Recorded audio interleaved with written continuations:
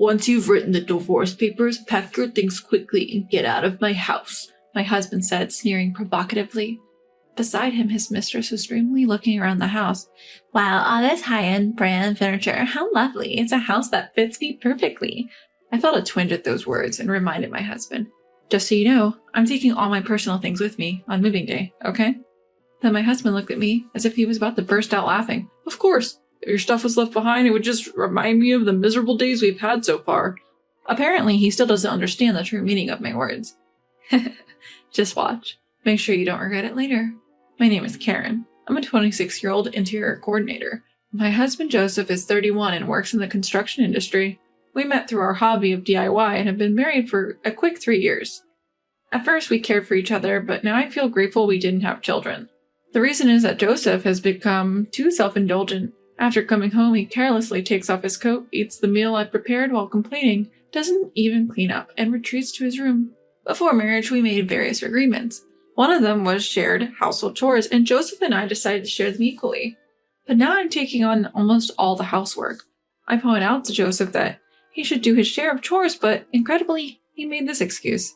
Housework is easy, so it's natural for women to do it. Men have to take responsibility for work, so I don't want to do housework. He started to easily throw this rigid opinion at me, which he had never voiced before our marriage. The fact that I earn more than Joseph has also played a big part in him turning against me. But by the time I reach Joseph's age, I'm planning to be independent and should be able to increase my income even more. Perhaps sulking about that, Joseph put only the bare minimum of his earnings into the house without saving and spent it however he liked. He was so reckless with money that I warned him time and time again, but he stubbornly refused to change. It's my hard-earned money. How greedy can you be to still want more? Not content with just that, he exaggerated to his coworkers that his wife was an outrageous miser, winning their sympathy. It was Joseph's generosity with money and the perception of domestic unrest that attracted his affair partner, Linda. She's 24 years old, working at Joseph's company as a temporary employee. There are a few young men at my husband's company, and even those a bit older are still considered young. That's probably why 31-year-old Joseph caught her eye. Poor Joseph. If I had a handsome husband like you, I'd take care of him forever. Believing her words, my husband quickly became infatuated with Linda. I noticed Joseph's infidelity about 6 months ago, just when the affair had begun. One day, an unknown woman called Joseph's mobile phone, and when I searched for her name on social media, I found Linda. Today's date with my future husband at a fancy restaurant. I'm so nervous since it's my first time. She posted such words along with several photos of a man recognizable as Joseph. I saved all of them and also retrieved their exchanges from Joseph's mobile phone. From the dates, conversations, and information about the places they visited, there was no doubt that he was cheating. When I found out about my husband's infidelity, I was neither angry nor sad. I just felt empty. I understand that getting lectured when coming home tired isn't comfortable, but all those things were necessary for our future. Maybe I was too harsh, but to have an affair just because you're fed up with family after only 3 years? I let out a heavy sigh. Certainly, I can't afford to be down and do nothing. I've been working hard, thinking that compromise was necessary between us, but I simply can't tolerate the cheating. I'm going to divorce him. I started looking for a lawyer to divorce Joseph. 1 month later, on a Saturday, I decided to bring Joseph and Linda together for a discussion. Naturally, they were shocked when I contacted Linda. They probably never thought I would find out about the affair, but perhaps out of joy for the marriage, Linda seemed really thrilled. She neither apologized nor tried to justify the affair to me, and immediately said, Karen, are you really okay with this unprecedented compensation? I'm so happy. I calmly replied to her, That's right. Joseph and I decided before our marriage not to divide our assets. At that moment, Linda held hands with Joseph and celebrated. Yes, Joseph and I had talked beforehand, even about what would happen if we ever divorced. In exchange for not dividing the assets, the compensation I would receive was also small. I was working too, so I didn't mind that part, but what made me angry was the complete lack of remorse for the adultery. How wonderful to live in such a stylish house with you, my love. And all the furniture is from a high-end brand. The appliances are the latest too. It's just the perfect house for me. I felt a strange sensation at those words, and as I handed over the divorce papers, I confirmed something with Joseph. Even during our marriage, there's no division of the things I bought. I'm taking all my personal belongings with me. You do understand that, right? Joseph, seemingly not understanding what I meant, paused for a moment and then spoke. It's obvious. Your plain clothes and bags wouldn't suit young Linda anyway.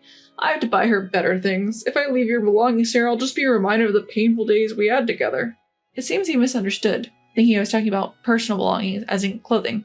Oh well. It's easier to let him continue thinking that than to start a fight.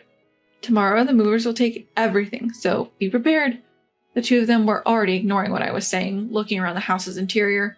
It seems Joseph doesn't understand the meaning of no division of property, but that's none of my concern. Take a good look while you can. Oh, I can't wait for tomorrow's move. The next morning, they came to see me off as if they were hurrying me to leave early. Ignoring them, I was waiting for the moving company's arrival. Then, right on time, a large truck arrived. The workers energetically called out to me. Thank you for choosing us today. We have another truck waiting nearby, so please don't worry. Linda, with a clouded expression, hesitated as she approached me. Do you have that many personal belongings? I held back a laugh and barely managed to answer. The house itself belongs to Joseph, but all the appliances and furniture are mine. That's why I said there will be no division of property, remember? Hearing that, Joseph rushed to me, his face turning bright red. All the furniture and appliances are mine. They've been in this house for 3 years. Just take your stuff and get out, quickly. I had reached my limit, and I finally burst out laughing. I had a feeling, but he really didn't understand what no division of property meant. And just because it's been in the house for a few years, it's his. You must be joking. Hey, you're not really planning to take everything, are you?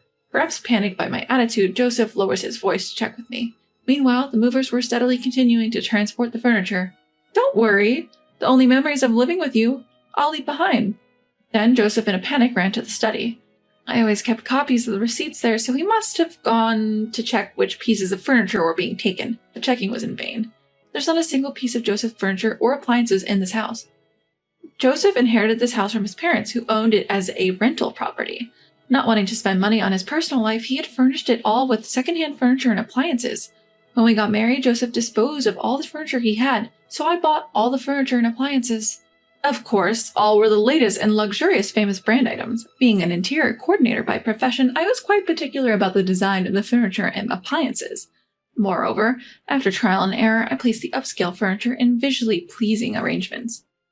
I think it had an opulence that made it look far from a second-hand house, even if I say so myself. Linda couldn't help but be enchanted as she looked around the room. Meanwhile, Joseph came back with a pale face. By that time, the house was already being cleaned after the removal. Literally, not a speck of dust remained. Linda kept screaming at me, "This is terrible! I can't believe this is happening!" Finally, a worker looked around the house and asked concerned, "The house is empty now. Are you sure this is okay?" "There's no problem since I'm moving out what I bought with my own money. Please deliver it to the address where my parents are in the new house," I said. Then the workers jumped into the truck and drove off briskly. "Hey, I didn't hear about this. What are you going to do?" Linda was still angry, coming at me again. Just then, a car pulled up from behind, and she jumped in alarm. "Wait, who's coming out? What are you plotting?" she yelled. Perhaps she realized I was still up to something. She looked utterly bewildered. "Karen, it's been a while. Is it true you're giving me the wallpaper?" A friend of mine emerged from the car. "That's right, the wallpaper too had been custom made by a designer I met through work, and I paid for it to be completely replaced, so even the wallpaper was my personal property. Since this type was reusable, a bit of maintenance and resizing would allow it to be used again without any problems." You're gonna peel off the wallpaper too?" Linda was staring at me in disbelief, but my friend just shrugged and began to peel off the wallpaper. "Please, can't you at least leave that alone?" My husband pleaded with me, but I ignored him. "If you see my personal belongings I left behind, you'll be reminded of me. And that's unpleasant, right? That's why I decided to give it all to my friend." Having said that himself, he couldn't correct it, and he was confused and panicked. Generally, if you replace all the wallpaper in a house, it costs at least $5,000. Since they have to buy new furniture as well, it's undoubtedly a painful expense for them. I had all the tasteful furniture and appliances removed without leaving a single piece, and even the wallpaper was peeled off. Now the house looks older than its actual age. To live a sweet life in a room that looked good before the contractors came in. For the two of them, who had such a dream, it must be an unbearable reality. They seemed to have no energy left to complain to me, and Joseph and Linda were dumbfounded. After seeing off my friend with a smile as she collected the wallpaper, I got him in the car. "Well, this is goodbye. Farewell." I casually bid farewell to the two of them and left the empty house behind. Afterwards, I used the furniture and appliances in my new home, but I soon got sick of the fact that Joseph had used them and called a friend who was a buyer to sell them. Fortunately, they were in very good condition, and I was able to sell them for a higher price than expected. What kind of furniture should I buy next? Where should I place them? As I was thinking about these things, I got a call from Joseph after a long time. Linda just won't stop going on about having you arrange the furniture. Come to the house once. I didn't want to meet them, and it troubled me a lot, but my interest as an interior coordinator won out. What kind of furniture had those two bought? What kind of interior design did they want? All right, I'll go just to hear what you have to say. I found myself agreeing. Really? Remember, you promised. Joseph exclaimed with apparent joy before hanging up. On the promised day, I arrived at their place and was shocked at what I saw. They hadn't even re-wallpapered. And as for the furniture and appliances, it was all obviously secondhand stuff gathered from used goods stores. It looked exactly like a cheap apartment where a student might live. A whole month had passed since we parted ways, and this was just too much. Wait, what is this? This is beyond an interior design problem. I was at a loss for words. Linda took this as an insult and exploded in anger. We gathered this stuff just to live for now. We'll replace it soon. Since you took everything, use your connections or whatever, and make this a house we can brag about to our friends. She seemed to be very unhappy with a life surrounded by secondhand furniture and appliances. She was irritated throughout our conversation. Even asking for the budget, it wasn't enough for my fee.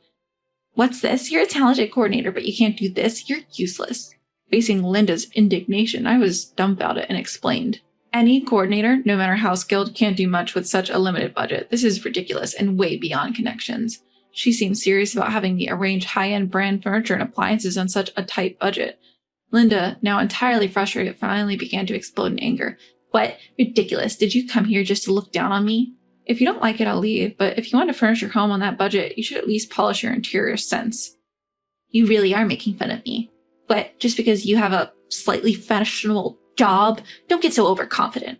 Hey, stop it. Joseph tries to calm Linda down with a weary look on his face. Joseph, say something to her. Just stop it, both of you. Linda, please be quiet. I'm sorry for the noise. After everything, I had to marry Linda. But as you can see, she's angry all the time, and it's tough every day. Apparently, after I left, they had a big fight in the now empty house, but since Linda had already quit her job to get married and had reported the marriage to her parents, she had nowhere to go. Joseph confessed that he married Linda solely out of compromise so she would take care of the housework. But such a marriage was bound to fail, and thus he had given up so soon.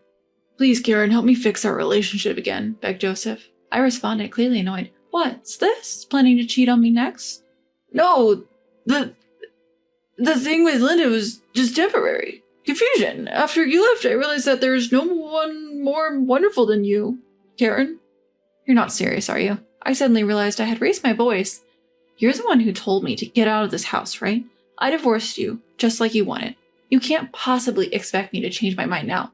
Please, Karen, don't call me by my first name so casually. This rundown house is your chosen castle with your affair partner. You two should get along together. Wait, Karen. Ignoring Joseph's pleas, I quickly left the house. It's not worth satisfying curiosity by looking into someone else's downfall. What a life lesson, I thought to myself. Later on, I heard that Joseph and Linda begged their parents to help with the cost of purchasing furniture and appliances, but they were apparently disowned by both sets of parents. No one would help with buying furniture and appliances, let alone forgive them for marrying after an affair. So they reluctantly continued to live in that second-hand house. I can't even muster any sympathy for them anymore. It's the result of their actions. As for me, I recently met a male interior designer through work. Lately, on weekends, we've been going out together quite often. I've been cautious about dating men for a while, but maybe it's time to think about starting a new life. With those thoughts in mind, I'm off on another date today.